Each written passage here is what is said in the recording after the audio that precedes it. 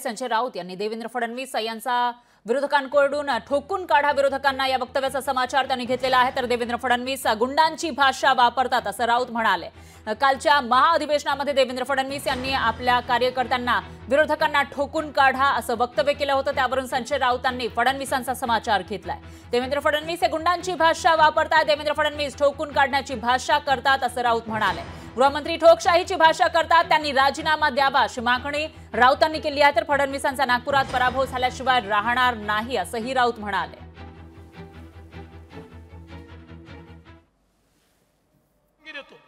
ज्याला बॅटिंग करायची आहे बॅटिंग करा, मैदानात उतरा।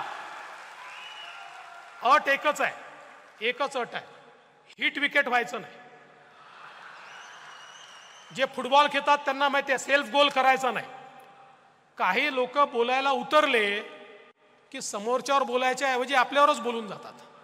म्हणजे असं काही बोलतात की 4 दिवस त्याचीच उत्तरं द्यावी लागतात। तेवढं सोडून करा, बाकी आदेश विचारू नका, मैदानात उतरा, ठोकून काढा।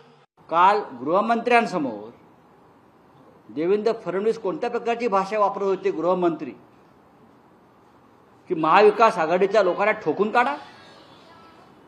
हा, ठोकून काढा ही कुठली भाषा आहे?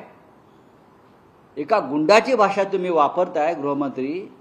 या राज्यात कायदा सुव्यवस्था पूर्णपणे ढासळलेली आहे। रस्त्यावरती गुंडगिरी सुरू आहे, चोऱ्या माऱ्या सुरू आहेत, महिलांवर अत्याचार सुरू आहे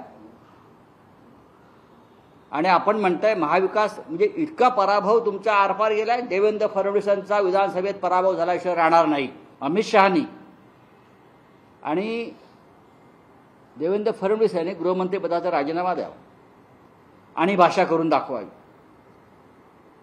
ठोकशाहीची। मग ठोकशाही काय आहे हे महाराष्ट्र तुम्हाला दाखवेल। तर फडणवीसांच्या या वक्तव्यावरून सुषमा अंधारेंनी ही प्रतिक्रिया दिली आहे, बघूयात। गृहमंत्रीच जेव्हा ठोकून काढायचे आदेश देतात तेव्हा ते खरंच गृहमंत्री आहेत की ठोक मंत्री आहेत हे एकदा त्यांनी जरा स्वतःला प्रश्न विचारले पाहिजेत। कायदा सुव्यवस्था बिघडवण्यासाठी स्वतःच म्हणजे कालपर्यंत आम्हाला फक्त नितेश राणेबद्दलच वाटायचं, जेव्हा नितेश राणे सांगत होते की काय करायचंय ते करा, आपला बाप सागर बंगल्यावर बसलेला आहे, तर आम्हाला वाटायचं की सागर बंगल्याचा नुसता हवाला दिला जातोय, सागर बंगल्यावरचा माणूस संयत असेल। पण सागर बंगल्यावरचाच माणूस जर ठोकून काढायची भाषा करत असेल, कुंपणच शेत खात असेल, तर दाद कुणाकडे द्यायची हा साधा प्रश्न। लोकशाही मराठी ऐका, पहा, जागरूक रहा।